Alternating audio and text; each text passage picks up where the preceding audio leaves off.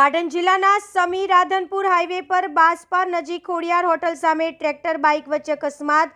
Bike ચાલકનું મોત। સમી તાલુકામાં આજે એક ગમખ્વાર અકસ્માત બન્યો હતો, જેમાં ટ્રેક્ટર અને બાઇક વચ્ચે અથડામણ થઈ હતી। બાઇક ચાલક વરાણાના મેળામાંથી ઘરે પરત જતા ખોડિયાર હોટલ નજીક અકસ્માત સર્જાયો।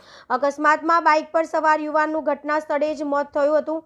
અકસ્માત દરમિયાન ટ્રાફિક જામ થયું હતું। વાહનોની લાંબી કતારો જોવા મળી હતી। સમી પોલીસ તાત્કાલિક ઘટના સ્થળે પહોંચી અને કેસની વધુ તપાસ હાથ ધરી। રિપોર્ટર પંકજ સાધુ, પાટણ, સમી।